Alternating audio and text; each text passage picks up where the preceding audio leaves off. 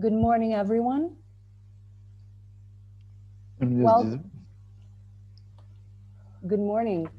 Welcome to the regional dialogues for the digital agenda.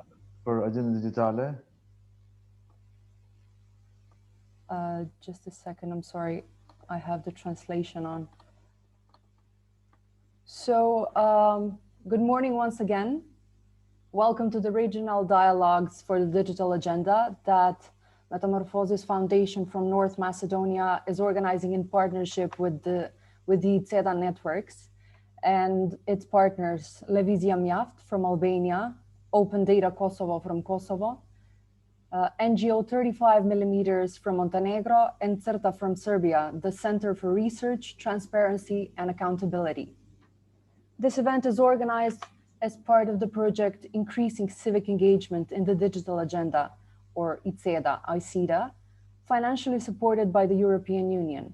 My name is Mila Josifovska-Danilovska, a manager of the program for social accountability and human rights online in Metαμорфозис Foundation, and today I have the honor of moderating this event. Before we begin, just a couple of technical notes so that the event can go smoother. For project purposes and reporting, this event, as you were already informed, is going to be recorded. There is also a Facebook live streaming provided at the ICEDA project Facebook page. Translation in Macedonian, Albanian, and Serbian is also available for this event through the Zoom channel directly. To select a language, simply click on the interpretation icon on the banner below and select the language you prefer. To use the interpretation, you must have the newest version of the Zoom program installed. During the sessions, of course, if you have any questions for the speakers, please use the button raise a hand or simply write your question in the chat and we'll make sure that the speakers are aware of it and provide you with an answer. Now to just briefly go through the agenda. In the next 2 hours, after the opening speech by Mr. Bardil Јашари, the Executive Director of Metамorphosis Foundation, we have Ms. Misha Bojovic, a senior researcher at CERTA from Serbia, who is going to present the regional research that was conducted within the ICEDA project. The research presentation is going to be followed by a discussion among institutions and CSO representatives from the Western Balkans on the improvement of the state of e-government development and digital literacy in the targeted Western Balkan countries.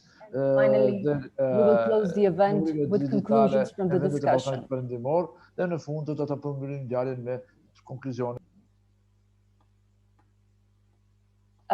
Without further ado, I would like to invite Mr. Bardil Јашари, the Executive Director of Metамorphosis Foundation from North Macedonia, as the leading partner of the project and the network, to officially open the event.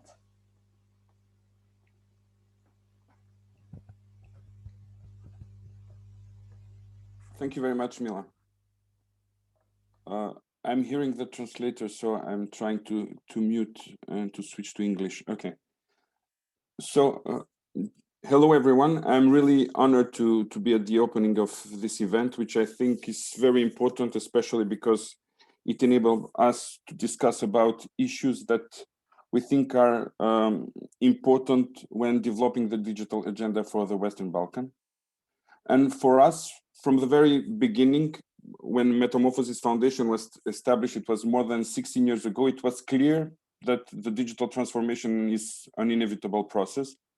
That is why, as an organization, we have been working on the promotion and resolving of the challenges that arise from the usage of digital technologies, as well as promoting their use as an efficient mean and resource for working and advancing any process in any sector of the society. Most importantly, what was important for us is that we were committed to a people-centric, citizen-centric approach, meaning that we have always put the specific needs of the citizens and human rights and human dignity at the forefront of our work. We very often hear about how the digital transformation and the internet contribute towards the economic development. But when speaking about the digital transformation, I'm not sure that we can set a precise goal in this process, but rather what we can do is to make the best from the technology at our disposal and use it responsibly for our well-being. As witnesses of the global pandemic, we cannot but notice how governments around the world and in our region, pressed by the current condition, have started creating new or improving the existing infrastructure. We're creating digital tools and these services and investing in the digitalization of the administration, but also of other sectors like education, for example. However, the reality is that, and it's also confirmed by the research that our colleagues from CERTA will present, that not all citizens from all spheres of the society are aware and or feel the benefits from the digital transformation, which is an end result that is supposed to improve their lifestyles, because we see digital transformation as something that will contribute to the quality of our lives. But not all of the citizens from the region have access to the available digital tools or the internet, not all the citizens are aware of or know how to use any of the digital technologies and these services that are provided to them by the state institutions or even businesses. Some simply do not see any added value in using the services online, or they do not trust in online services, and instead they turn to the option which they see as the more secure one. That option is to wait in line at the counter and personally get the service that they can get from the comfort of their home, for example, online. And now, given the condition we are living, it is something that endangered their health and the health of the others, and invest big amounts of their time and resources in using services the traditional way by not using online opportunities. And through our work and research at both national and regional level, we can single out a couple of recommendations in the direction of advancing the digital transformation in the region. And I'm sure we will hear more details later from my colleagues. But I would highlight some I believe are very important, and I keep repeating those priorities for years now, but I think that now, especially by the situation imposed by the coronavirus, it's becoming even more urgent. What we need is capacity building of all the involved stakeholders, starting from the civil servants, state institutions, and local and central level, but also including all citizens, making sure that the information that is communicated with them is not gibberish, it's in a language and manner that is understandable to everyone, and making sure that in this transformation process, no one is left outside or behind the digital transformation process. In parallel to this, raising awareness and education is also very important, especially education about the risk of irresponsible use of technology. Digital technologies are similar to any other technology. You can benefit only if used competently and responsibly. And we are all witnessing now various theories about how harmful, for example, 5G can be. That's why combating technophobia is also a part of the process when speaking about raising awareness and education. Also, it is important that all relevant stakeholders are engaged in setting the priorities and mapping out the needs of the citizens, so that priorities are given to the e-services that are relevant and important by the citizens. Next is security and protection of privacy. It is essential that these issues are resolved in the planning and design process of e-services or deployment of any technology project, rather than when the e-services or digital tools are put into wide use. This issue drastically influences the trust of the citizens in the system, as well as the rate of the usage of digital technologies, which are seen as innovative by a majority of citizens. An appropriate legal and institutional environment is also very important, that would which will somehow help support and foster digitalization, and we need to update in many countries, but especially in North Macedonia, the interoperability framework and implement it. And this is important in order to have a smoother creation and delivery of services, which very often requires cooperation between various institutions. Finally, I would like to highlight the crucial role of the civil society sector with their knowledge, expertise, and the resources they have from different areas that they work, and with access to different target groups and communities which they serve, the CSOs can be a very valuable resource and ally in the shaping and promotion of the digital agenda in their respective communities. By mapping out the needs of the people that they closely work with, the CSOs can have a clear understanding on what it is that specific communities need and to voice out their needs toward the relevant institutions, and in that way to advocate for the needed changes in the legislative framework or existence of new digital tools and services.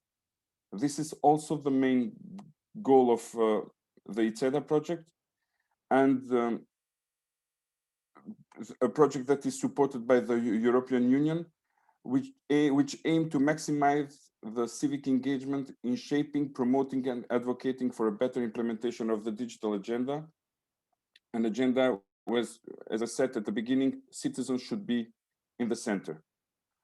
To reap out the maximum of the digital transformation, acting alone is not an option. So cooperation with various actors, starting with the state institutions, businesses, NGOs, academia, media, is very important. We as citizens and actors in our society, we are all concerned with issues related to the digital transformation process. Only with the joint efforts, we can hope for sustainable digitalization, which can contribute towards improving our lives, and that we all feel the benefits of technology without being afraid that this entire process is somehow out of our control. The ICEDA project and this event, and there will be more in the future, is a very good opportunity for everyone who have a say to shape the digital agenda and make technology work for us. Thank you. Thank you very much, Mr. Јашари. When talking about sustainable digitalization in all spheres, we agree that the same can only be achieved with a clear and understandable approach towards all categories of citizens without exception, and in that way to provide an effective mechanism for significantly improving the lifestyle of the population. However, as much as digitalization brings advancement and greater efficiency of institutions, organizations, and other entities, and as much as it is beneficial, especially during these pandemic times, we must be aware of the rapid digitalization that has brought also many challenges upon us. With us to present the regional research titled Digital Agenda Observatory, Baseline Research of the State of E-Government Development and Digital Literacy in the Targeted Western Balkan Countries, is Misha Bojovic, a senior researcher at CERTA from Serbia. This research, as mentioned earlier, is part of the Digital Agenda Observatory and was implemented in 5 of the targeted Western Balkan countries as part of the ICEDA project.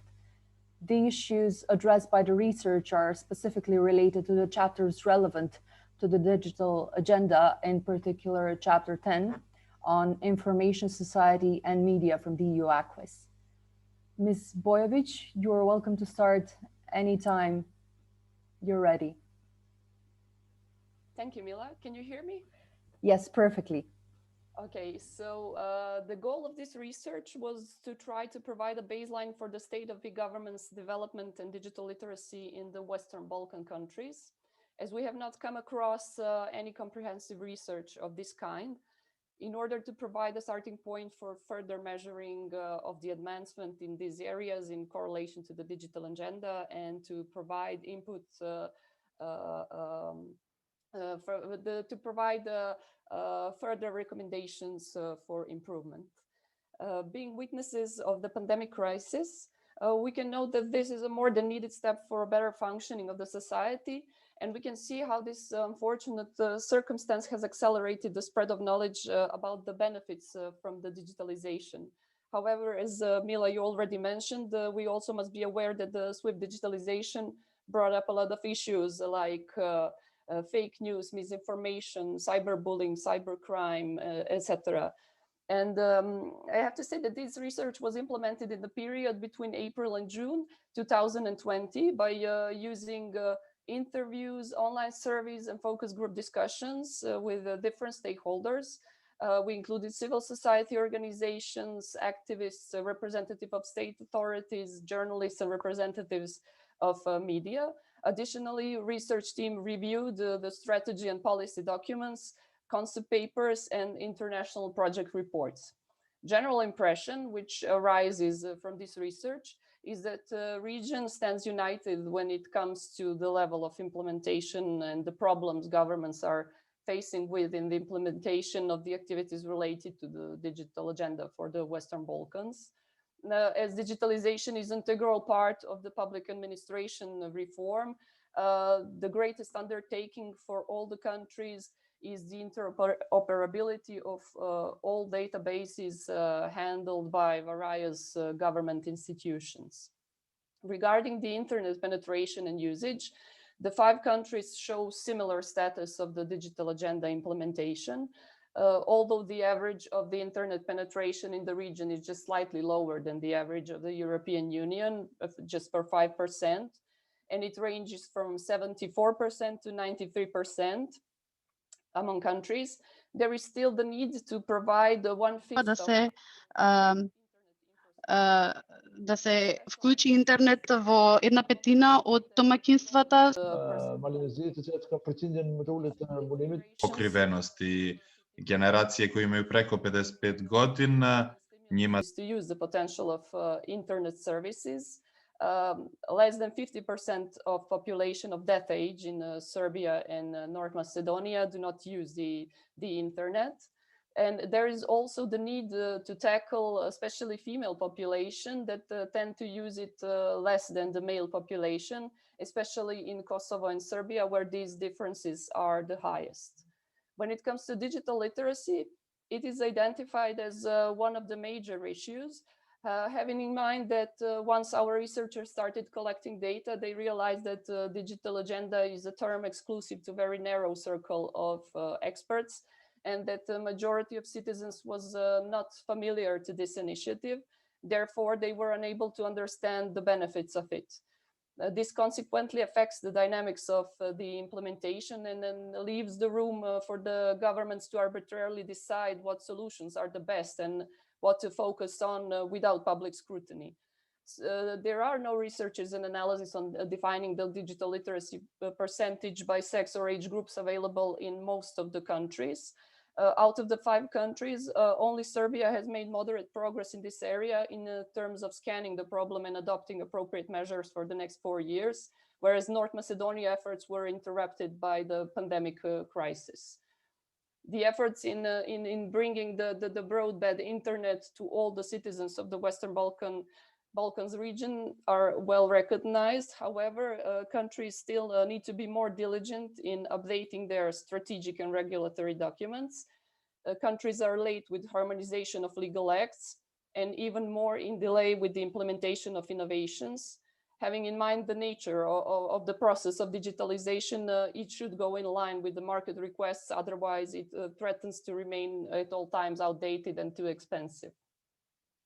Digitalization of services in the Western Balkans region is mostly driven with the financial aspect, and most of the electronic services provided are intended for the business sector. Governments should be induced to define criteria for introducing new e-government services based on the citizens' needs. A majority of Western Balkan countries have established their e-government portals offering e-services to their citizens in one place, except from Kosovo. And what is also common for all of them, what I just mentioned, is that the most effective implementation of e-services is related to the business sector, especially to tax-related services and issuing of permits. Less attention is dedicated to the developing of e-services of general interest for the citizens. Even for the services that are provided online, the digital cycle is not being brought to an end. Namely, at some point, the services are being downgraded by redirecting the user to regular administration, whether through requesting of physical evidence of payment or by delivering of paper documentation with stamp to physical address of the applicant. The usage of e-government portals in the previous couple of months that were affected by the pandemic and worldwide confinement progressively increased, as well as introducing of new online services. A positive example of cooperation of two countries of the region, which dates from August 2019, is signing of an agreement for acceptance of trust services between North Macedonia and Serbia. This means that documents issued by electronic means from institutions in North Macedonia, such as the Central Register, the Customs Office, the Office for Management of Register of Births, Marriages and Deaths, would be equally recognized and accepted in Serbia and vice versa. The citizens will no longer have to go through administrative procedures to obtain documents from one state that they already have and that have been issued in the other state. Now, when it comes to privacy and data protection, according to the legal framework, it has been diligently tackled in all 5 countries.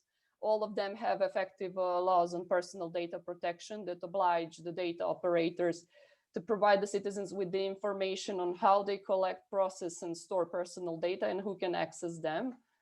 Furthermore, all countries have effective laws on free access to information of public importance, whereas their implementation varies in practice. The same conclusion applies to the use of open data.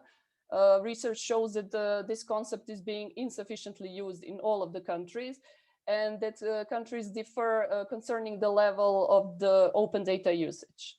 A positive example comes from North Macedonia that adopted the Transparency Strategy and Action Plan, which makes it the first in the region to tackle this area strategically, being followed by Montenegro that is currently working on it as well. Citizens' participation in the policy making process is regulated and practiced in all of the countries. What is even more promising is that all of them established electronic mechanisms for citizens to provide their input in the policy making. In Kosovo, this mechanism is even provided at local level. However, the best quality of implementation is not being fully guaranteed. The level of citizens' engagement is low and the participation mechanisms are not in full use. Concerning the mechanism for submitting initiatives and petitions, practice ranges from government electronic mechanism in Montenegro to Albania and North Macedonia, where petitions are only allowed to be deposited in person. In the domain of cybersecurity, members of the NATO rely upon the membership in this alliance in terms of cooperation in the field of cybersecurity. These countries are Albania and Montenegro, and having in mind that North Macedonia just recently joined the NATO, it remains to be seen in what way it will define this cooperation. Research shows that countries developed their cybersecurity policies, but they are failing in other areas like cyber threat analysis and information. All of the countries, except from Kosovo, have become members of the Open Government Partnership since its establishment. The countries have slowly progressed in using this mechanism. It is only in recent years that this progress gained its full potential. Albania, North Macedonia, and Serbia are currently implementing their 4th action plan, whereas Montenegro was inactive since becoming a member due to the fact that it did not submit any national action plan over the 3 cycles until 2018. Existing action plans include obligations that are in direct relation to the digital agenda implementation, like activities related to introducing of new e-services, opening of data, and access to information. Recommendations from this report that Bardil already mentioned, in general, refer to greater transparency of the whole process of the digital agenda implementation and shifting the focus to digital literacy in order to enable the citizens to understand and participate in the process. E-government portals should improve interfaces of these services into a more user-friendly manner, and governments should be more diligent with the implementation of existing strategies and adoption of viable action plans, and in providing conditions for engaging citizens into strategic planning.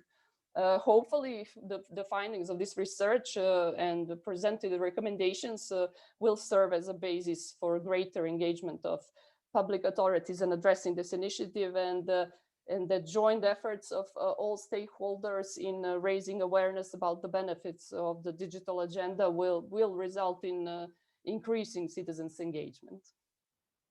Thank you.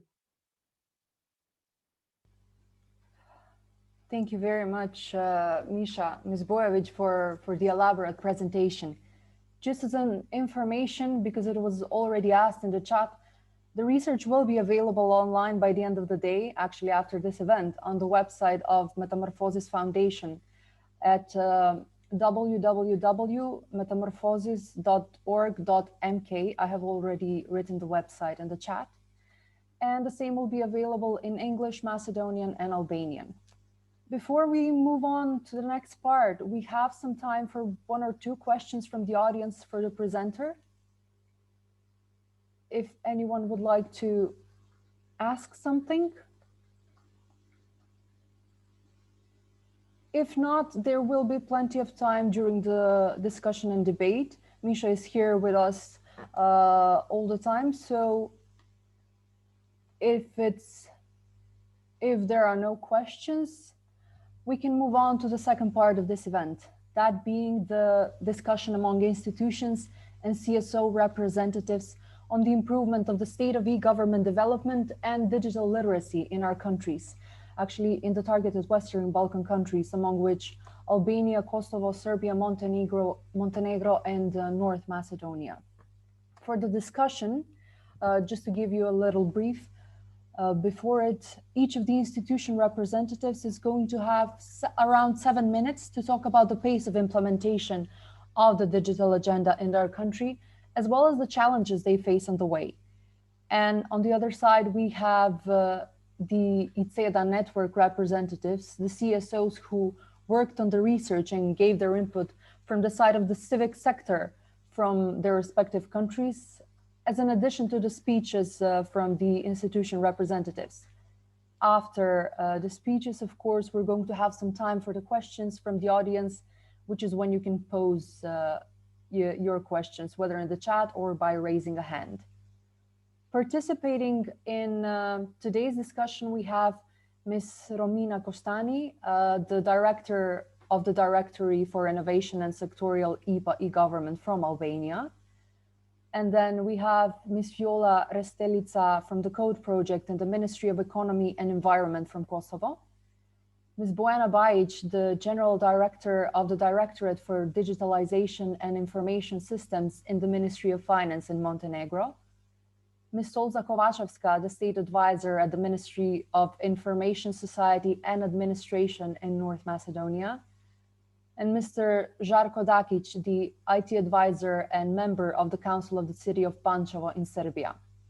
And from the side of the civic sector, we have Aldo Merkoci, the Project Coordinator and Director at Levizia Mjaft from Albania, Blerina Ramaj from Open Data Kosovo from Kosovo, Snežana Nikicevic from the NGO 35mm from Montenegro, and of course, Filip Milenkovic, the Project Coordinator at CERTA, the Center for Research, Transparency and Accountability from Serbia.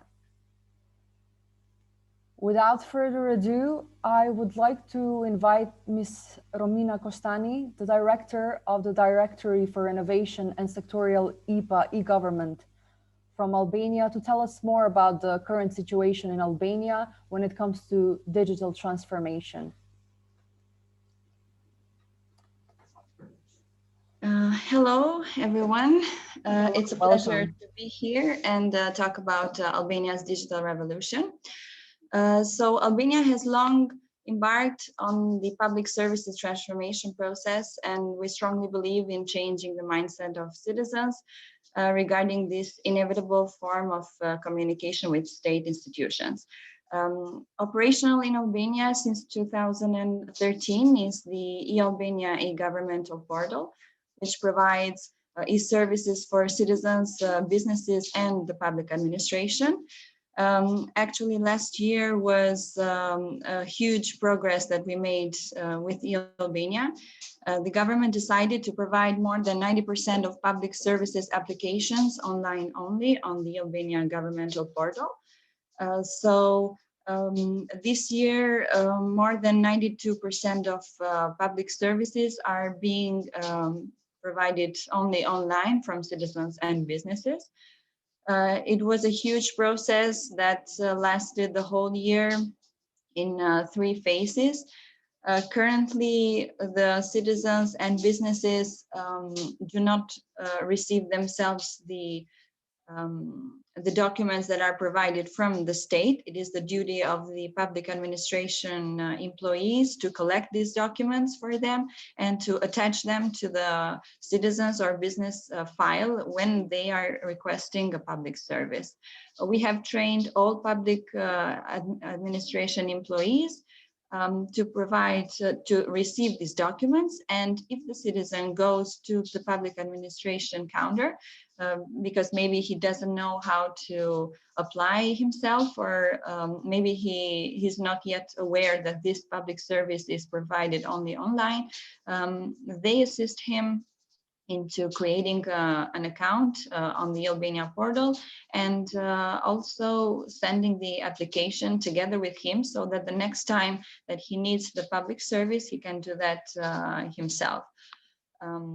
In Albania, it is also operational the government interoperability platform, which currently connects more than 53 electronic systems of public administration that enables us to provide documents with electronic seal, sometimes or most of the time in real time. This also provides us to help public administration employees to receive documents and to receive documents or download them directly on behalf of citizens. We have also established another system for the public administration employees. So if the document is not provided with electronic seal, then the public administration employee requests that document from the other institution, and that document is provided with electronic signature. So that enables us to reduce the time that the citizens spend from one office to another to collect public state documents. At the same time, there has been also a re-engineering process in order to reduce the number of associated documents required to citizens and businesses. So all the public services have undergone a deregulation process during 2020, enabled to so with the aim to reduce bureaucracies, reducing also costs and time for citizens. I would also like to mention some of our figures for this past years in terms of the e-government success in Albania.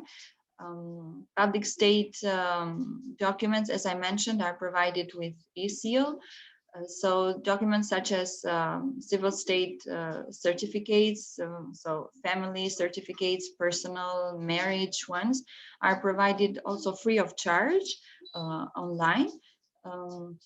In 3 years, we have saved citizens more than 2 million euros with these documents. And there are also other documents that are provided that have saved citizens in total more than 200 years of time if they went and waited for the document at the state counters. In terms of challenges that we have faced, of course, as with any new implementation or new technologies, there has been sometimes lack of institutional will. So the other institutions sometimes wanted to stick to the offline method, but because some other institutions have been pioneers in providing only online government services, they have served as an example to other ones to understand that this is the better way. We are in 2020. There is no need for citizens to go from one office to another. They can receive most of the services online. And also the government has been a huge supporter of the digital revolution process. The Prime Minister himself has backed us up all the time. And there was a Prime Minister order actually in the end of 2019, which said that all public services applications have to go only online during 2020. So sometimes you have to also work on the legal basis in order to make things happen, because if you leave something optional, then either the citizens or the public administration institutions will stay back to the old way. But now we have made it.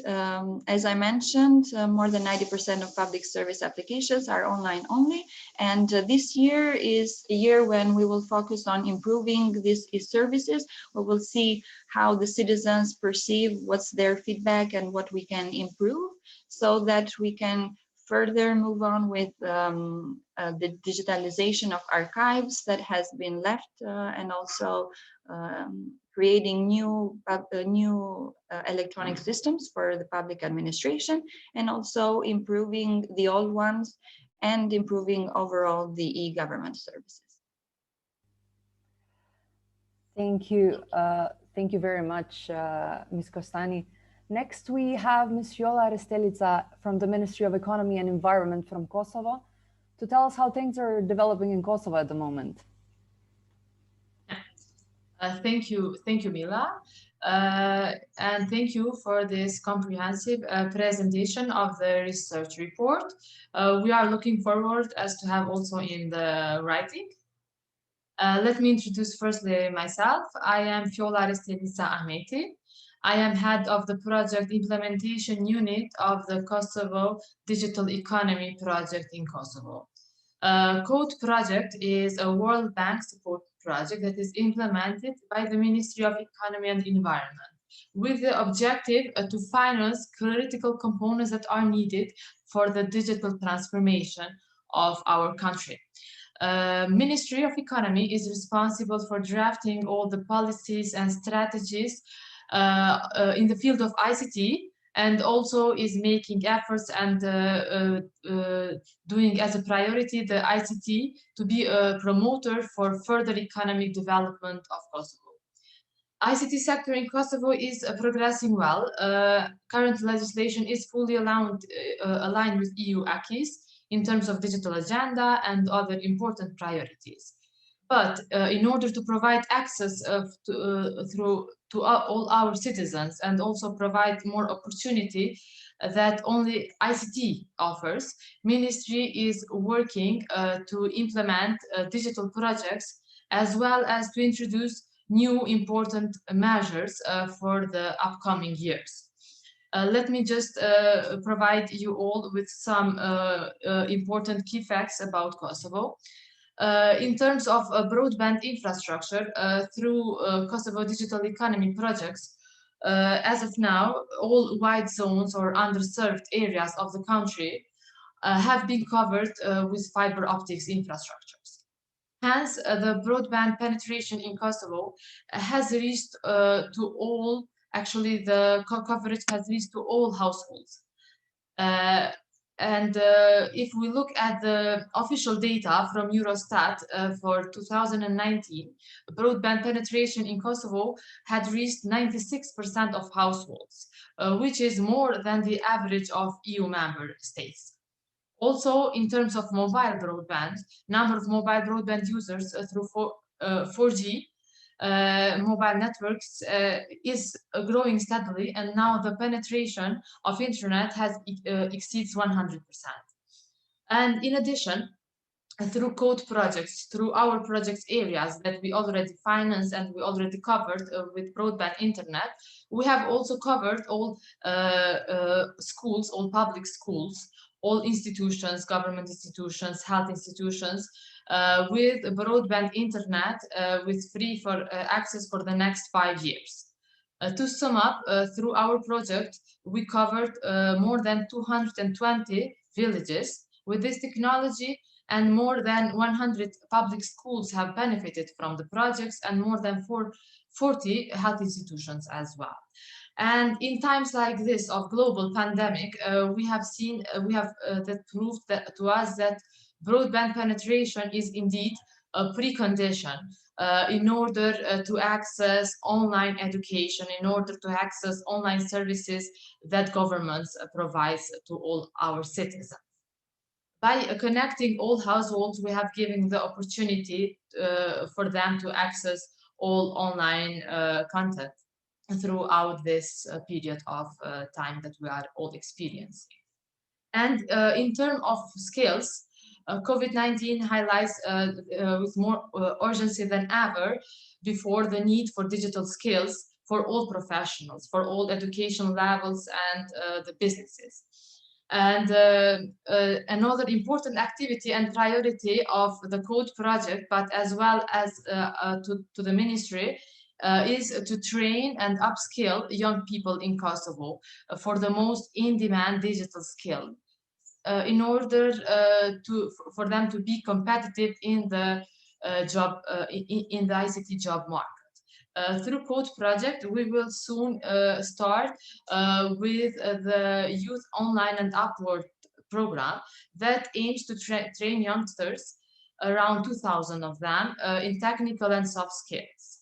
Similarly, the Ministry already is providing trainings through IPA 2017 projects that is supporting the training of people for ICT professionals, where in total more than 1,400 people will be trained. This project already started, and more information for all interested parties can be provided online.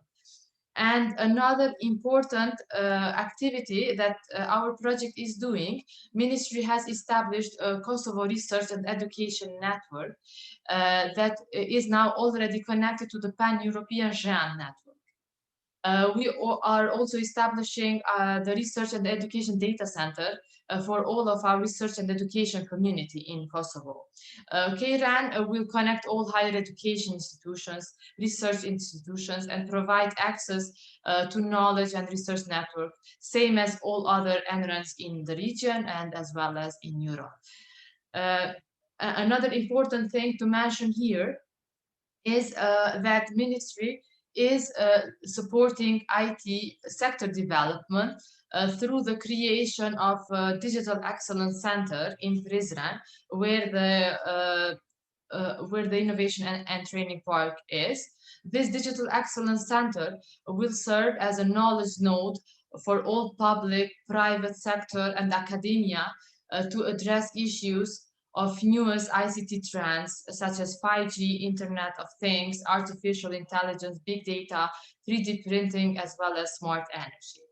And to focus again on the digital agenda, we are now in the process of reviewing the current digital agenda for Kosovo and drafting the new digital agenda for Kosovo that will set up the vision and the goals that will also be in line with the recent EU Gigabit Society Strategy, 5G Action Plan, and also other important policy actions that will directly have a positive impact to the normal functioning of all the essential society services like education, health, remote working, and digital public services. Of course, we have a lot to do, considering that now we are all covered with the broadband infrastructure. But the thing is on how to utilize it better, for all of our citizens in order to not just let's say, use it for some smaller part. But given that Kosovo has a very young population, and this is a very good momentum that we can use the technology in order to be even more scalable, but not just scalable, but also to, let's say, prioritize all of our economic development through ICT. And yes, I mean, this is all for now. If you have any questions, I can answer them. Thank you very much, Ms. Restelica, for your presentation. It's good to see how so far there are so many new initiatives and plans for further development and advancing of the digital transformation in the region. And we very much look forward to the outcomes. As part of the Ministry of Information, Society and Administration from North Macedonia, we have with us today Ms. Olza Kovačevska, the State Advisor, who will share with us the ongoing efforts of advancing the digital agenda in North Macedonia. Здраво на сите, се слушаме? Да, се слушаме, повелете. Hello everyone, can you hear me? Најпрво сакам да се заблагодарам First, I would like to за поканата за учество на нас. Исто така сакам да се заблагодарам на Миша Бојовик за презентацијата на истражувањето на Опсерваторија за дигиталната агенда.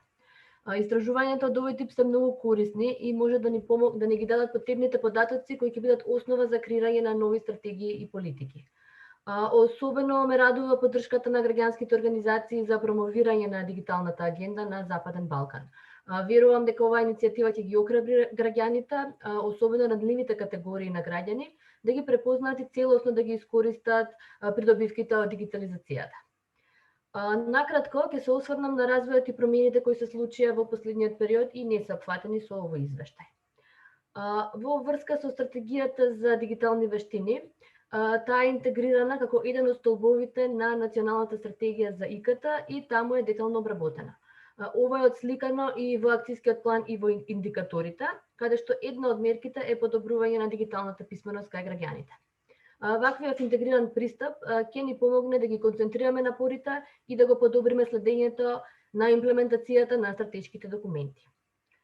Во врска со услугите, националниот портал за услуги до крајот на 2020 година брои над 30.000 регистрирани корисници и 139 електронски услуги кои целосно можат да се добијат преку порталот.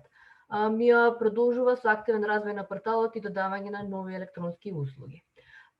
Порталот имаш улога и во спроведувањето на мерките за економско закрепнување од последиците од COVID-19.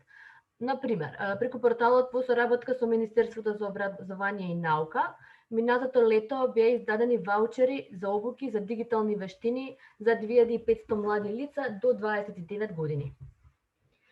Во врска со со електронскиот подпис, кој согласно ЕИДАС регулативата на Европската унија представува доверлива услуга, значи сите подзаконски акти на законот на доверливи на електронски документи, електронска идентификација и доверливи услуги се усвоени во првата половина од 2020 година, со што националната регулатива е комплетно усогласена со ЕИДАС.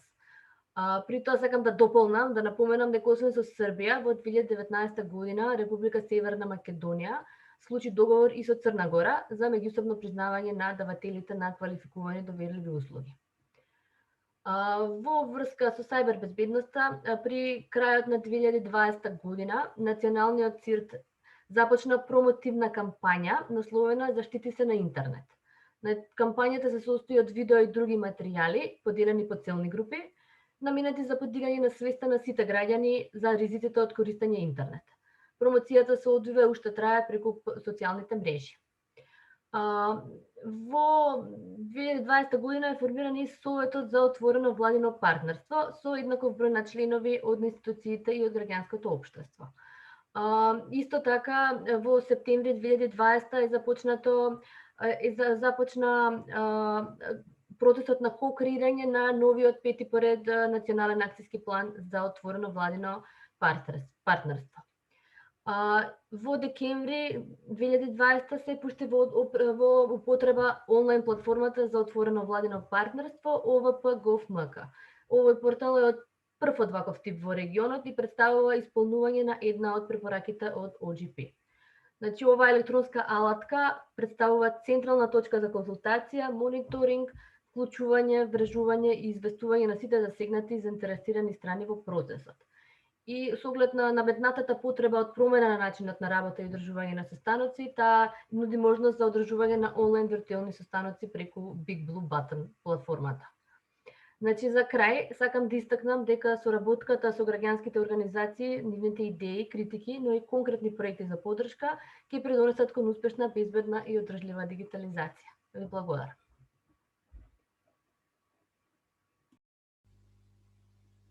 Thank you. Thank you very much, Ms. Kovačevska, for shedding light on the current situation in North Macedonia when it comes to the digital agenda implementation. I would just like to add that the OGP platform was also developed with the efforts from Metamorphosis Foundation together with the Ministry for Information, Society and Administration within the project of US aid for civic participation. Moving on, we have Ms. Bojana Bajic, the General Director of the Directorate for Digitization and Information Systems in the Ministry of Finance in Montenegro, to talk about the digital agenda developments in their country.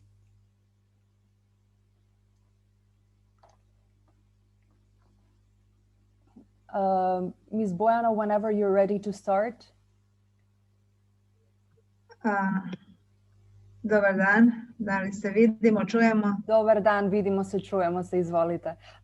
Pošto imamo neki mali problem u Podgorici vezano za napajanje električnom energijom, ako bude prekide, da znate, prelazim sa hotspota na ovu lokalnu mrežu, tako da je to razlog. Pre svega želim da se zahvalim svima na prilici da danas pričamo o ovoj izuzetno bitnoj temi i da pričamo o ovoj istraživanju i svemu ovome što je urađeno.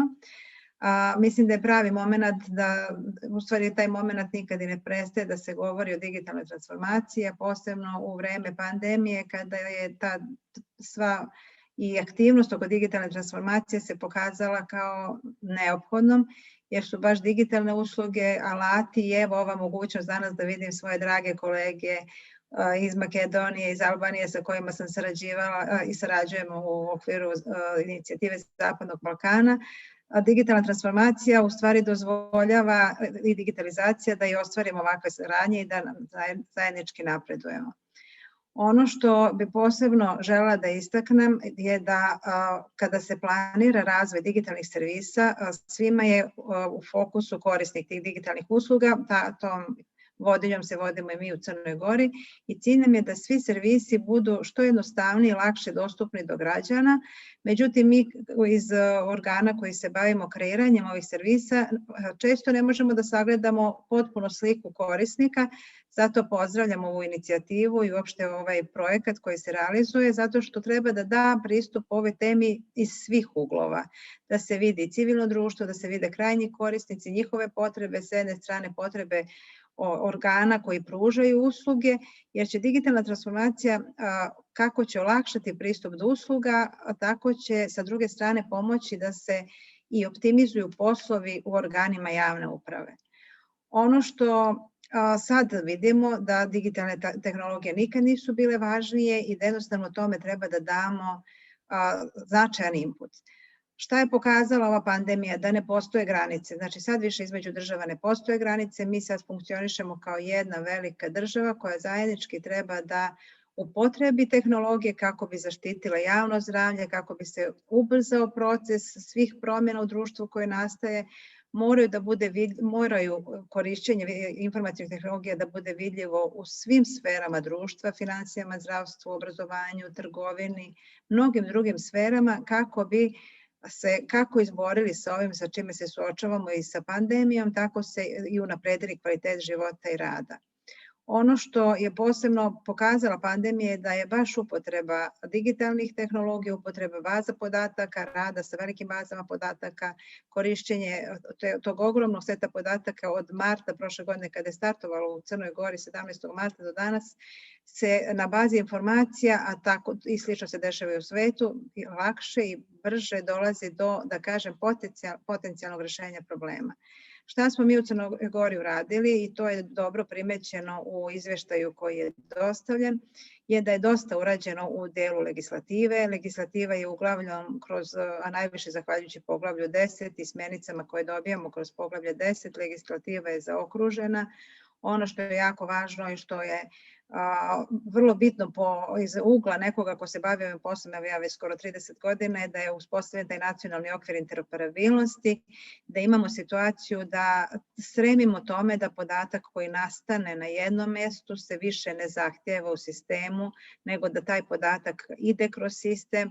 Težimo ka tome da građanin ili pravno lice, korisnik usluga u svom životu ili radu ne treba da donese ni jedan papir, nego da svoje pravo ostvaruje na bazi potrebe za tim pravom, a da sva neophodna dokumenta budu dostavljena, razmenjena elektronski. I mi smo u Crnoj Gori, mogu da kažem, u tom smislu dosta uradili. Tu posebno ističem zakon o elektronskoj identifikaciji, elektronskom potpisu.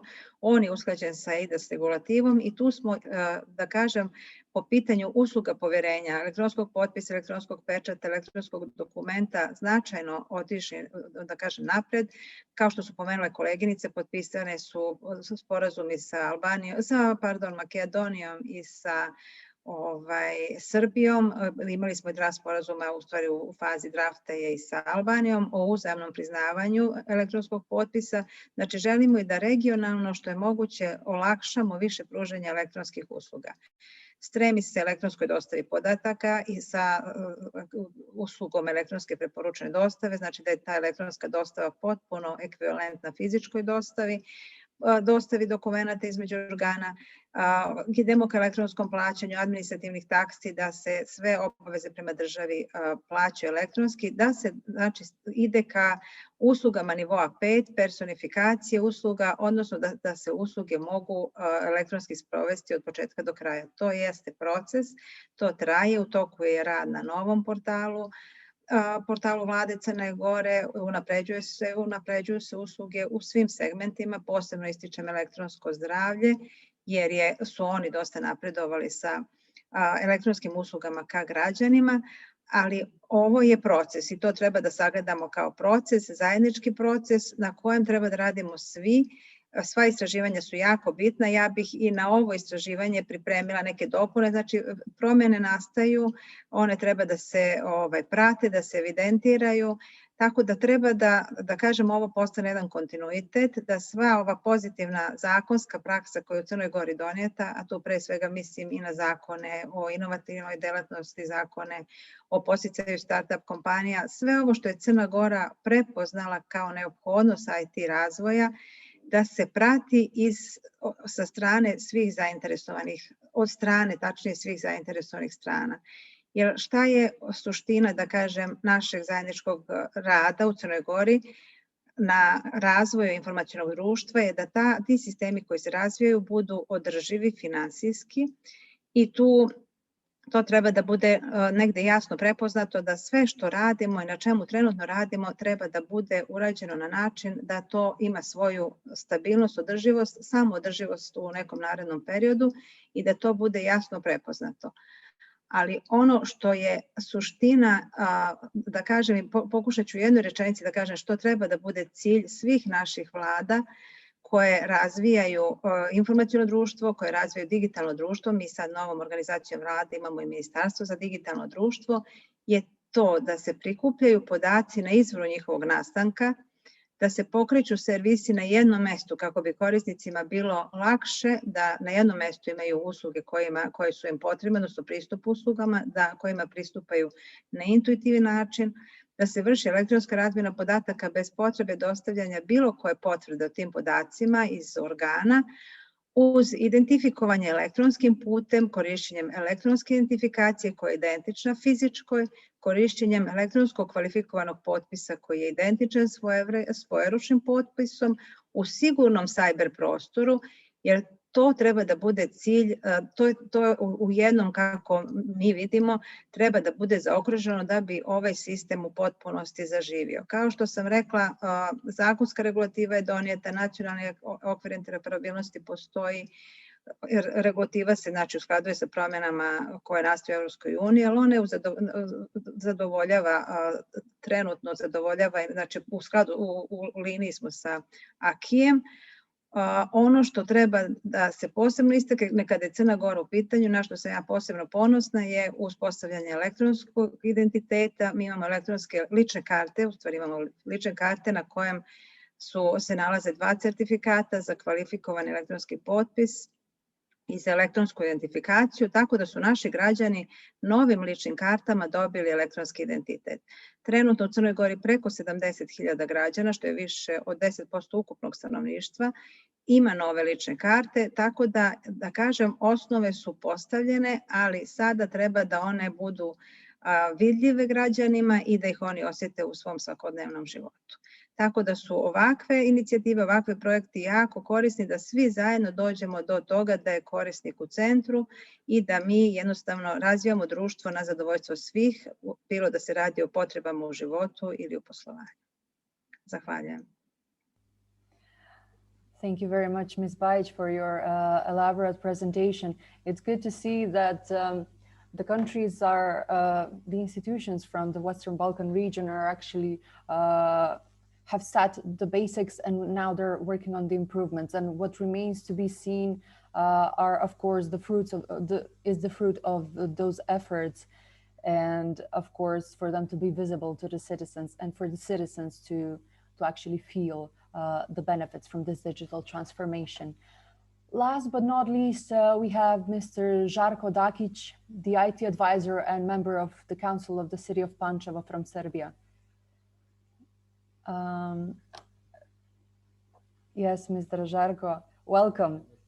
You can start whenever you're ready. Pažljivo sam vas slušao što ste pričali, pričat ću vam na srpskom, čisto malo prevodioci nešto da rade.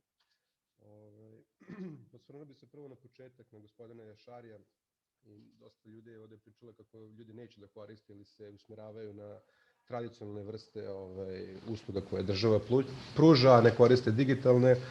Evo, na primjer, ja kad sam došao na svoje radno mesto, prvo što sam uradio je digitalizacija za trudnice i za invalide, da ne moraju više da dolaze u gradsku upravu, nego mogu sve da reše online. Trudnice to koriste, međutim invalidi odbijaju to da koriste, iako sam im namestio da to bude najlakše moguće, dokumenta pošalju kojim god hoće putem, i Viberom, i na mail, i ovo i ono, međutim, dosta njih to koristi još uvijek tradicionalno. I to je meni bilo zanimljivo, kako to da neko ko je zaista ugrožen i ima najveću potrebu da koristi digitalne usluge, neće da koristi. Zapravo oni to koriste kao vrstu dnevnog izlaska, neke avanture, znači da nešto urade u toku dana, zato što svejedno cijel dan sede kod kuće i dosadno im je. Znači mi kad pričamo o digitalizaciji trebamo da se osvrnemo i na ljudski aspekt, a ne samo na digitalni aspekt.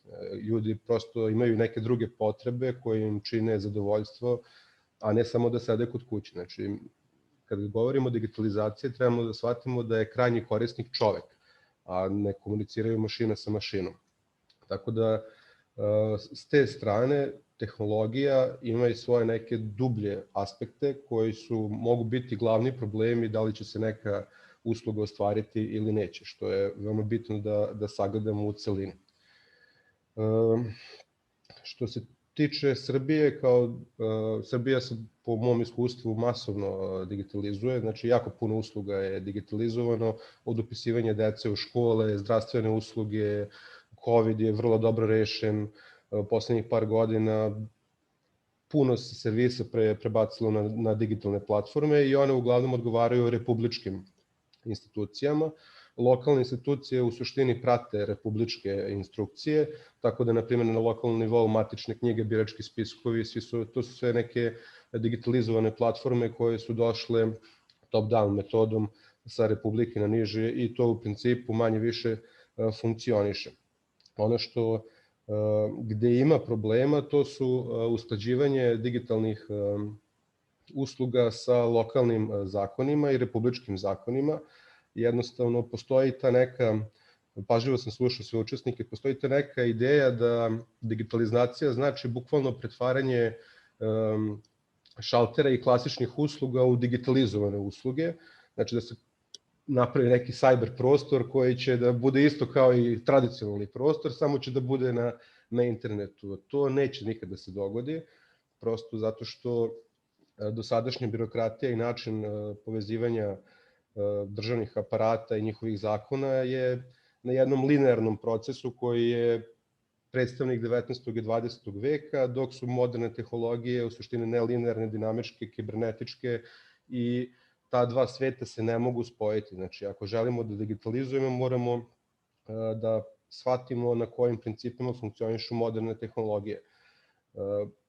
Primer toga je, na primjer, da neki digitalizovani servis ovde u Srbiji se ponaša potpuno isto kao i klasičan birokratski servis. Znači, ne postoji onaj KYC, Know Your Client usluga. Svaki put kad korisnik dođe, on je svaki put nov za ceo sistem, svaki put mora da dokazuje ko je on, šta je on, gde živi, svaki put to radi iz početka, dok, na primjer, evo, ova platforma Zoom koju mi koristimo svi, ona je, kad ste upalili računar, već znala ko ste vi, jedan put ste se prijavili i nema problema s tim. I to zna i Facebook, to zna i Instagram, to zna i sve druge platforme, jedino država to ne zna.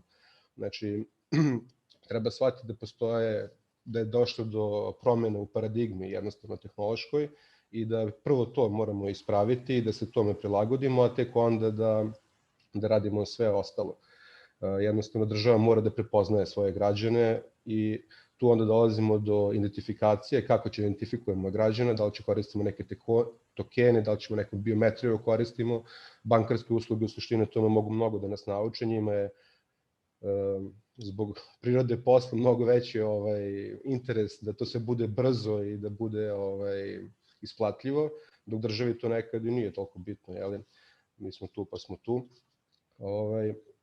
Tako da, to su neke stvari na kojima ja lično radim i pokušavam ljudima da pomognu na taj način.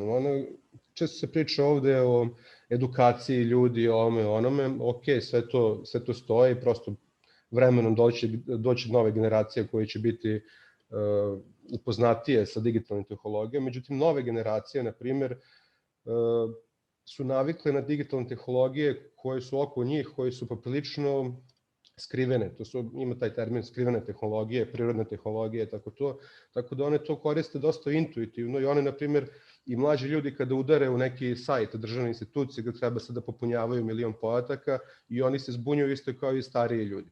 I onda šta se dešava, mi kada pogledamo, na primjer, šta bi prosječan čovjek, ako pogledamo sa neke onako objektivnije strane, šta prosječan čovjek treba da uradi da bi naučio da koriste neku uslugu, kada stavimo na papir koliko vremena njemu potrebno da on nauči da koriste, na primjer, računar, taj program, da ode da se registruje i to, u odnosu na vreme koje njemu potrebno fizički dođe u instituciju i završi to, vidimo da je njemu mnogo isplatljivije da dođe fizički u instituciju da to završi, nego da sad uči iz početka sve to. Znači, za ovo bi mu trebalo 2-3 dana da se obuči, a ovo može završi u toku jednog dana. I svaki će čovek da izabere jednostavno ovu drugu po zakonju održanja energije, čuvanja energije, što je svakom živom biću priliči, on će prosto da izabere takvu opciju. Znači, ja pokušavam ovde sa moje strane da napravim to da on kad se pojavi, bilo u kom obliku, da li da dođe lično ili da dođe, da li hoće da ode do grada, da se socijalizuje, pa da završi nešto u opštini, da li hoće da uradi to od kuće i to, da to bude što kraće, a da sav ostali posao se radi po automatizmu unutar samog sistema. Znači, ne možemo direktno prevoditi neke birokratske procedure koje su bile normalne u prethodnom vremenu na nove tehnologije. Druga stvar, mi ovde imamo, na primjer, korisnik koristi digitalnu tehnologiju, koristi neku elektronsku uslugu, onda ta elektronska usluga ide u bazu podataka, onda šta se dešava često po manjim lokalnim samoupravama i to, onda ta baza podataka se pretvara u papir, onda ide u klasičnu birokratsku proceduru, pa se onda opet digitalizuje, pa se onda tako digitalno vraća korisniku. Znači, mi umjesto da nešto automatizujemo, mi smo samo dodali još koraka koji dodatno usporavaju proces, što kroz sami zaposlenih opet izaziva nelagod. Znači, sami zaposleni, njima je to dodatni posao. Sama svrha informacionog društva, i kad kažemo informatika, informacione tehnologije, samo suština je automatizacija. Znači, da mi izbacimo neke, odnosno da neke procese automatizujemo, a ne da dodajemo dodatne korake. To je u suštini cilj informatike. Znači, mi ako koristimo takve tehnologije, moramo da znamo šta je njihova suština. Na primjer, primetio sam u nekim uslugama koje su u Srbiji, na primjer e-beba za registraciju novorođenčadi, za takve neke stvari, poprilično se dobro koriste, ali pre svega zato što sama institucija u kojoj se korisnik nalazi, ona sve završi za njega. Znači, njegovo je samo da se pojavi. U suštini to je ono što sam pričao na početku, da poenta digitalnih tehnologija budućnosti kakva će biti, bit će onakva kakvu mi vidimo već kod modernih gigatech kompanija, a to je da je bukvalno samo identifikacija, a sve ostalo sistem sam završava.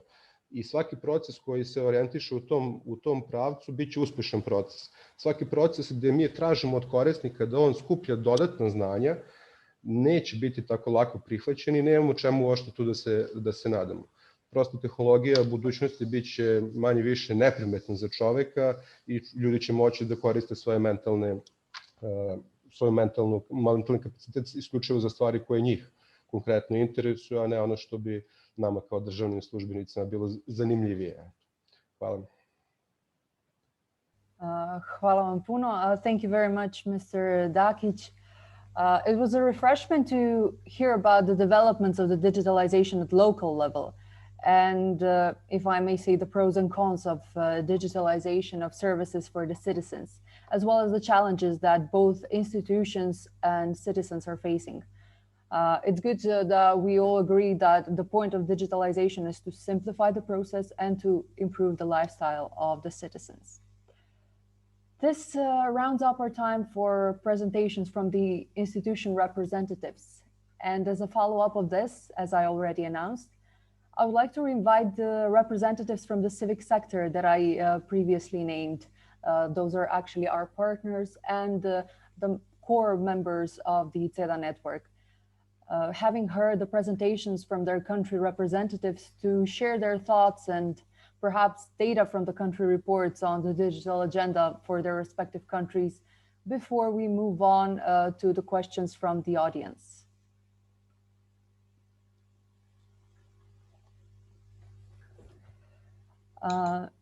Ms. Nikicevic, would you like to commence? Thank you, Mila. Thanks for the opportunity to add a few things that I actually think we will follow up on most of the things that Mr. Dakić already said. And the funny thing is that it is actually something that we collected throughout our qualitative part of the research here in Montenegro. So like in our research, it is noted by all of the groups of stakeholders that we had the opportunity to discuss with, is that the stakeholders and the citizens still lack the understanding that the digital transformation and the IT are connected, but are not the same. They think that, like, for example, in both the institutions and whenever they're using some kind of service, most of them still think that they require some special skills and that they will need a lot more space and a lot more of things to do and a lot more steps to finish up the job, to get the things done. A big problem of the use of electronic services at the moment of our research in Montenegro is the fact that most of the services are not brought to an end, as Misha has already mentioned while presenting the regional research, and there are really like a small number of services that reach their maximum level.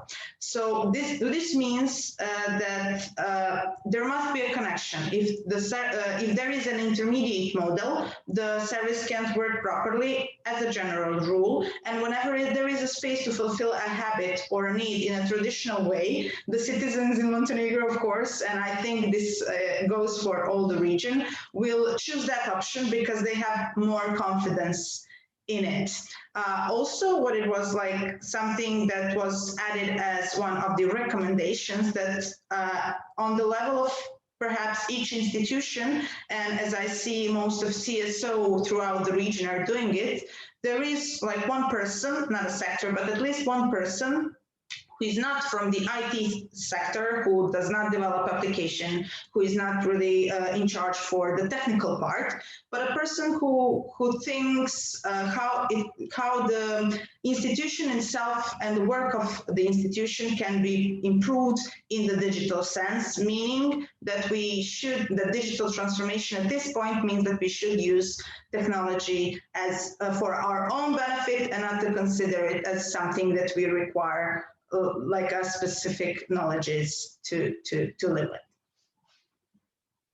That's it pretty much from me.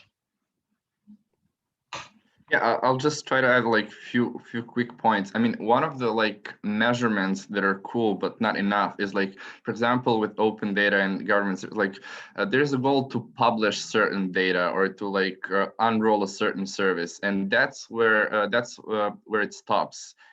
So for example, in this triangle of like offered, used, and how is it used, like is it used well or not, I think that the focus at this point in time in all of our countries is to offer certain things. And I think that a lot of more attention should be focused on how those services are being used and to basically track how those people behave, maybe even watch them and see how those services can be improved. Already mentioned by Žarko, like quite often it happens that like instead of like having a simple digital experience, we have like digital experience added to some old ways, traditional experiences. Instead of having less job, there's more complications. So for example, you do a few things online, but you're required to like print something or to scan it or to send it via post. And there are those things that should be tackled. I think that one of the solutions and one of the cool things that can be done there is to have more designers within the government. I'll give you one example. So there was like this few years ago, like on the national website of e-government, you could comment on like things and laws that are being processed by the government, but it was being used by like five people, only 5 people would register there. And the problem was like, I was interested in that topic and I was trying to find on the website where to do that, and I couldn't find that. And besides that, it wasn't communicated at all. So quite often something is already offered, but it's not communicated well. In the case of open data, for example, there are like, I don't know, 100,000 entrepreneurs in Serbia, and there's a lot of data they can use to improve their businesses, but actually no one communicated that with them directly. So like the job of government oftentimes stops when things are published, and there's like a lack of meaningful campaigning that is targeted to its end users. Also, like I think that a lot of more focus should be on the feedback loop side of things. So for example, if there's an e-service, a lot more attention should be paid to actual users, asking them about the services and then using that as a feedback loop to improve the existing services. Because to be honest, a lot of things are being unrolled, but I think that the main problem is because those things are not used and not properly used, and that comes to us and like media and civil society organizations that are supposed to promote all of that, to somehow reach the end users and to explain to them the benefits of using those services. But like I think that like having more experienced designers within the government will definitely help.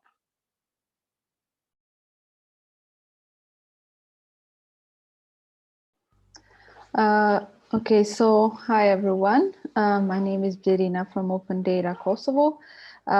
one thing that I liked to add, what we have seen in Kosovo, but in general also in other countries in the region, despite digitalization of the services or offering these services online, the lack of information which is passed to citizens is still very low.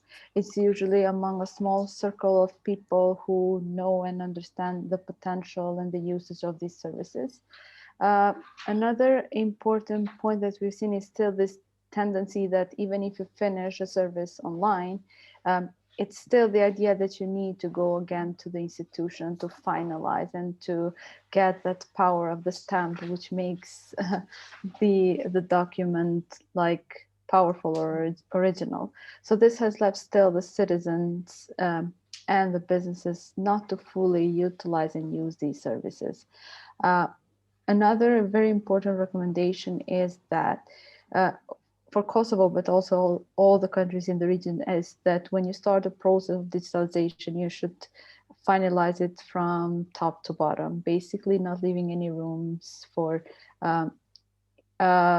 misguidance of the citizens. For example, in Kosovo, if you have to pay for a service online, you need to download the receipt and then the receipt to go to your e-banking, and then from the e-banking to pay. And sometimes the institution does not register the payment and you again have to go to cancel your debt that it still appears on your account. So that's citizens then do not trust the services and then they continue again to the offline version. So I think two main sets can be that we need to fully utilize these services and also build that trust with the government about these issues. So, yes.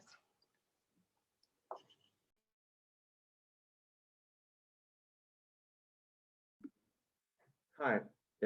Yeah. All right. Hello to everyone, and I would like to thank you, especially representatives from the state institutions, for their contributions. First of all,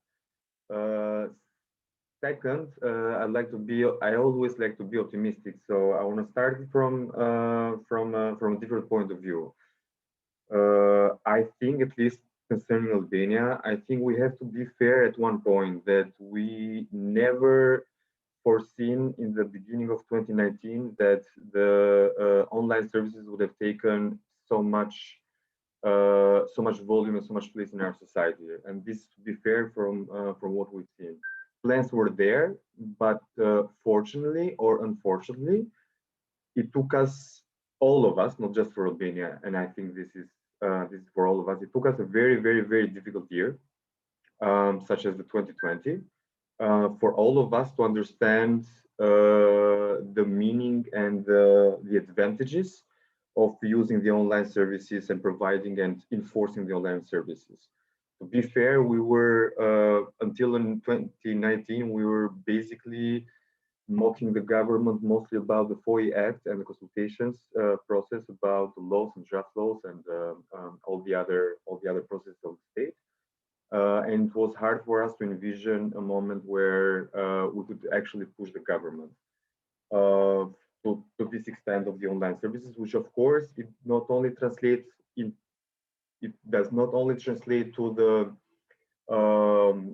the more common understanding online services as such as personal certificate or family certificate or tax payment for the businesses, but now we're trying to enlarge it much more than that.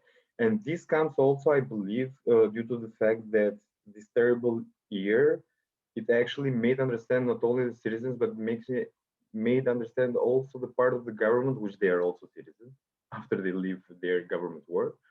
So I mean the public administration, that that the notion of information, of providing information to the public, it is not anymore the same in the same rhythm where most of our countries, especially the administration, will think that the information is mine and I will keep the information to myself, and the public the public has no real reason why to hold on to this information. I think the mentality has changed. Like I said, not in the best way possible, unfortunately. So it took all of us, again, a very dramatic year to learn this lesson. But I'm optimistic on the other hand, because I think that this has catapulted us at least to a 3, 4, 5 year forward. I believe that in generally in the Western Balkans, as we've seen and as we actually heard from the other representatives from the public institution, but also we as SETA members, we've been very active into researching this. We now understand that most of the prerogatives is out there, but of course there is a lot of work now to understand how we can disseminate this into the large public, which we hear it from most of the members here that there is still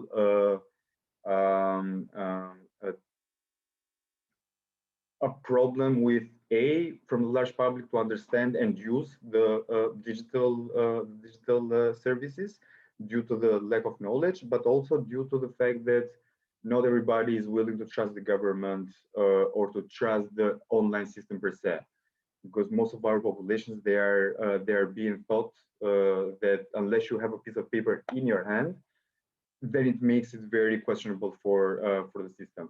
But I believe the new generation, the young generation, is very much pushing forward, and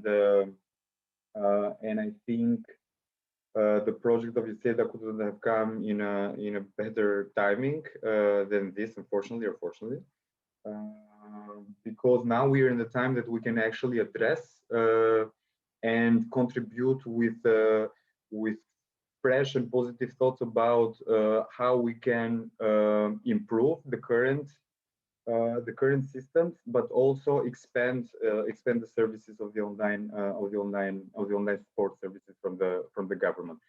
And we've seen this in Albania, for example. At least we've seen this from 2018 to 2019 and then to 2020. The growth of single users using the online services, which is we have a one portal for most of the services, which is e-Albania.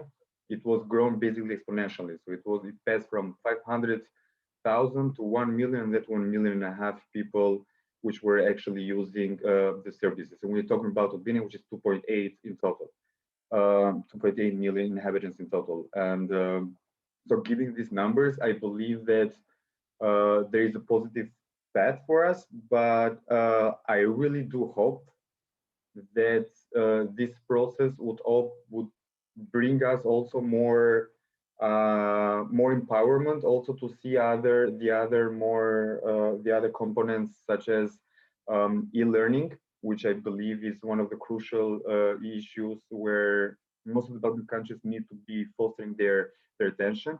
Healthcare is very, very, very important, and public procurement, which I think is also one of the 3 main components which need to be radically more transparent in order to provide also for the whole system of these services to be more credible in the eyes of the citizens, which is the main scope of the service. Thank you. Thank you very much for everyone who has shared their knowledge and experience on this topic. This rounds up actually the whole circle of presentations, and it's actually quite nice to have the institutions and the civic society, which actually represents the citizens, at the same virtual table, let's say, for us to be able to discuss about the needs of the citizens, about the things that are currently being implemented as processes within the institutions, and for us to sit down together and perhaps create a better solution for certain processes. This opens up actually the time for discussion, and I have managed to gather a couple of questions. It was not really highlighted, pointed out to whom these questions, for whom are these questions, but I encourage both the institution representatives and the CSO representatives to feel free to answer them. Can I start from the last one, since the last one is directed to me, at least we know? Yes, would you like to read it, Aldo? Yeah? Would you like to read it as well? Oh, all right, yeah, but it's on the messages for everyone.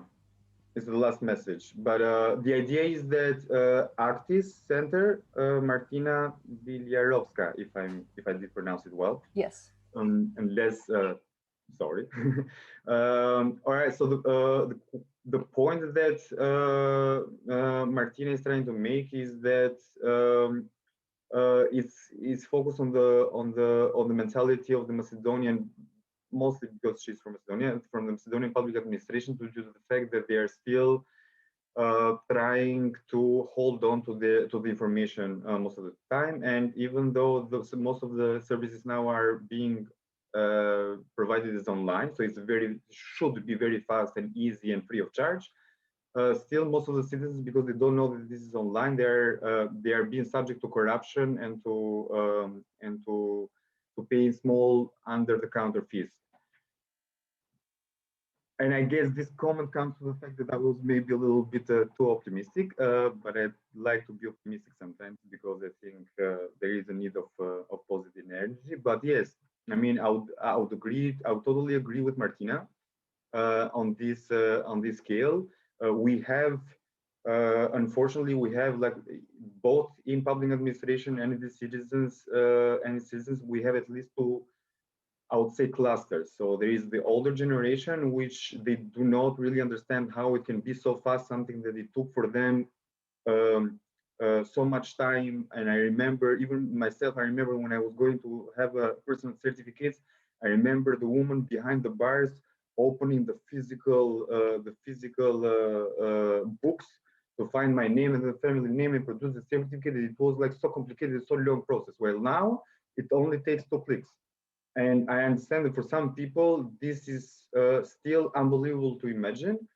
And hence there is room for the public administration to still have some room for corruption, for this small kind of corruption in this process. But I believe that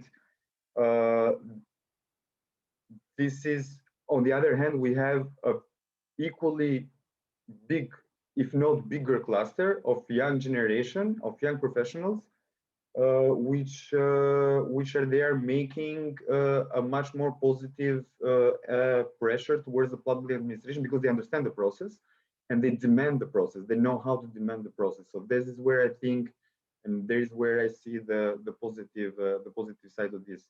But otherwise, I totally agree, and that was why I am still concerned due to the fact that even here in Albania, I think I guess the same in the Western Balkans in general, is that even with the FOI Act, we have a new FOI Act from 4 years ago. Now for Albania, it's like on paper, it's still one of the second or the third best in Europe. In reality, we all know that we always trying to find loop even to the best laws. And I find this mentality still present, even though we have a very good law. We have this very bad mentality still alive in the public administration, where they feel more protected towards their work if they hold on to the information and not release it proactively towards the citizens, the journalists, the researchers, or anybody who might be interested in that. So yes, in that perspective, we have still a lot to do. But I was just trying to make a positive view that this year shook all of us, being citizens, journalists, public administration, anybody in the Western Balkans. Thank you. Thank you all very much for this. I will start with the first questions, and perhaps you can all join in, both institution and CSO representatives, in answering. So there was one question on the current main obstacles for the implementation and acceleration of the digital transformation, basically to just make 1 to 3 key digital infrastructure problems to overcome, which are plans for our countries within the next period. And if I may add, for the overcome challenges, what were the lessons learned? This is actually a great opportunity for us to exchange regional experiences and perhaps use the positive examples and positive overcoming of certain challenges from other countries. Would anyone from the institution representatives like to answer this question? So what are the most important obstacles in digital transformation that your country is currently working on overcoming?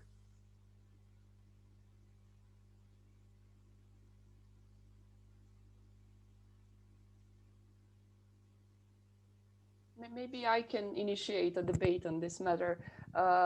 Maybe not in regards to technology that should be used. I see as one of the largest obstacles public administration reform. I think the digitalization process depends a lot on how we do our public administration reforms, which I know all of the countries are currently in the process. And maybe then now the representatives of the institution can maybe reply or to offer another. Yes, thank you, Misha. So we highlighted the public administration reform as one of the obstacles in the acceleration of digital transformation. I think Ms. Solza-Kovačevska from... Okay, let me start. Well, as an obstacle for digital transformation, we until now the lack of key enablers was the problem for us. For example, digital identification, digital identity. So now that we are, because it was not present, not all citizens had digital identity. Now, with the implementation of eIDAS directive, we are moving towards having digital identities for citizens. We have them on 3 levels on the national portal, with the highest level with digital signature, identification using digital signature. So this is one of the way we deal with digital identification. The other thing is that digital services that the administration provides is not always provided completely by the administration. For example, some of the services are provided by the judiciary, by the courts. For example, the fact that someone is divorced, which is in the public records, should be delivered by the court. So this is something that is clogging the procedures that administration is providing. Thank you, Ms. Kovačevska. I think Ms. Bajić wanted to add something. Ako mogu da... Slobodno, izvolite. Pa ja bi se samo vratila na ono što sam možda i pomenula, ali ono što ja mislim da treba da bude u fokusu razvoja, u stvari digitalne transformacije, uspjeha u potpunosti. Prvo je ovo što je Solza rekla, elektronska identifikacija, znači da se mi u virtualnom svetu identifikujemo kao da se fizički srećemo sa institucijom kod koje ne treba nešto da uradimo ili da završimo, bilo koji postupak da pokrenemo. Znači, prva stvar bi bila, da kažem, identifikacija, dalje interoperabilnost, princip once and only, da podatak koji je nastao na jednom mjestu, što je kolega pomenuo kao po principu Zooma, ali tako inače, ne samo za identifikaciju da kad se jednom pojavimo negdje da nas prepoznaju, nego da su i podaci jednom unijeti i da je Bojana Bajić jednom unijeta u bazi Ministarstva unutrašnjih poslova, da su podaci tu smješteni i da oni cirkulišu kroz sistem. Znači da se uspostavi interoperabilnost na nivou da nema potrebe da se išta više elektronski razmenjuje, da se naravno kvalitet infrastrukture, to je isto vrlo bitno, povjerenje građana u cyber prostor i davanje svojih informacija i pokretanja postupaka u cyber prostoru i realizacija, jer smo svi svjesni da je pandemija baš pokazala kada smo bili u situaciji da se ne može dosta toga fizički uraditi, da su se ljudi okrenuli su se elektronskim servisima i oni su zaživjeli. Znači fokus dati na podizanju svijesti sa jedne strane, koristi, opravdanosti korištenja elektronskih usluga, a sa druge strane raditi na infrastrukturi, interoperabilnosti, unapređenju korištenja elektronske identifikacije i svih usluga poverenja pečata, vremenskog pečata, elektronske dostave. Tako da zajednički, ja sam sigurna da tu može da se ovaj proces ubrza. Thank you very much, Ms. Bajic. Because we're a little short with time, I would just like to read the two remaining questions that we have. One came from Flora Stavraska from North Macedonia, I would assume, where she highlights the need for a regulator and perhaps an institution responsible for inspection and sanctions. She wanted to know in regards to disrespecting deadlines from the side of the service providers, as well as not providing the service. Who is regulating this as a body or an institution within your countries? Who is responsible for the protection of the civic rights, or exactly to which institution or to which body can the citizens turn in regards to if any of their rights in receiving the service is not provided, let's say? Is there such an institution within our countries? За управните постапки кај нас постои државен управен инспекторат. Значи за управните постапки.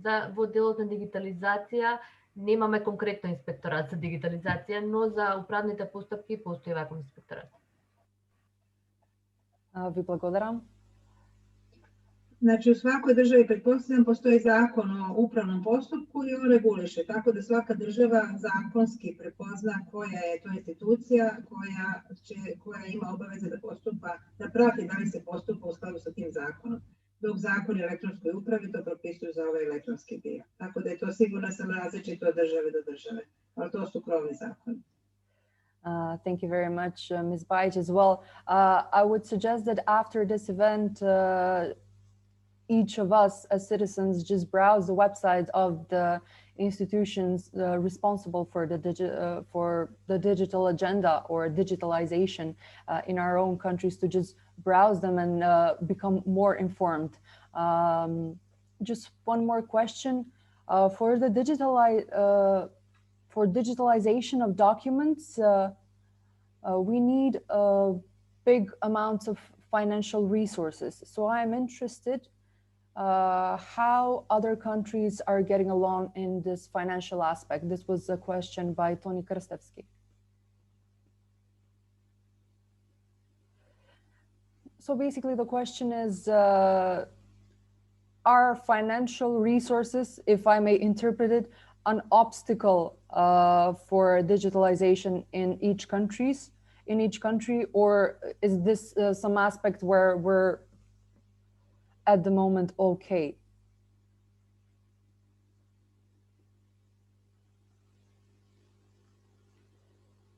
I'm not sure I see any other. From our research, if I may highlight, financial resources were sometimes an obstacle in certain procedures of digitalization, whether it's of documents or of services, or actually creating new strategies. But what I would personally like to highlight is that apart from financial resources, human resources have proven to also be a big issue, both in their capacity, meaning that there's a huge need for capacity building of both the administration, but also of the whole population in regards to digital literacy and their digital skills, so that the service provider can provide the digital services in an appropriate way, but the citizens can also know how to use the same. And if I may add, in the long term, once we do the optimization of procedures, they're going to bring savings to the budget. So exactly. So that's another pro of this whole process. Finally, I would like to just highlight a couple of conclusions that I managed to jot down. So the point of digitalization, and I think we all agree, is to simplify the process and improve the lifestyle of the citizens. And as Misha just highlighted, it's also an improvement for the budget savings. However, there are still, even though the basics are set, there are still a couple of things which we together jointly need to work towards as a society, together with the institutions, the civic sector, might I say the media, the business community as well, the citizens, and all the other stakeholders. First of all, sustainability must be achieved for all the newly created policies, action plans, e-services, digital tools, and all the innovations for them to actually be functional. The main goal that the institutions, if I may conclude from the region, that they need to strive towards is for all the services to be on one spot and the services to be end-to-end services, meaning that with a couple of clicks, the citizens can receive that service without any other processes to be commenced in parallel. The interoperability is also needs improvement, and as we heard, the institutions from the region are actually working on this topic as we speak, and they're trying to ensure that we provide our data once, and then for that data to be used safely for all the services that we need. And finally, to ensure a safe cyberspace and build the trust between the institutions and the citizens, so the citizens are aware that they can use and that it is safe to use these services. Another thing that I managed to get as a conclusion is that adequate education for citizens on how to adapt to this digital society and use the services provided to them is also necessary. Challenges remain in harmonizing the establishment of all the digital innovation together with the local and national legislative. But as we heard, many of the processes are ongoing, and we very much look forward to hearing more into some of our next events on the development of the digital transformation in the region, and perhaps to enable a regional knowledge exchange so that our countries can jointly work towards digitalization of our own societies. Thank you very much, all of you, for participating in our regional event. I would like to give out a special thank you for all the speakers who managed to take some of their valuable time to actually shed more light on the processes that are currently ongoing regarding the improvement of the implementation of the digital agenda. We hope that you found this event to be informative and enlightening, and that the knowledge you've obtained here would be useful to you both in private and professional life. Finally, I would like to invite you to follow the ICEDA project at Facebook and Twitter for regular updates for the ongoing developments of the both ICEDA network and the digital transformation in the Western Balkans. Also, I would like to remind you not to forget to download our research, which is going to be available on the Metamorphosis website by the end of the day.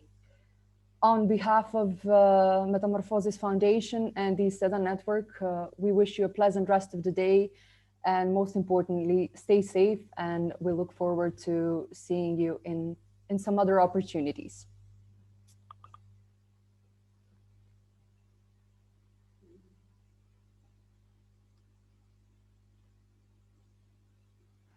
Thank you.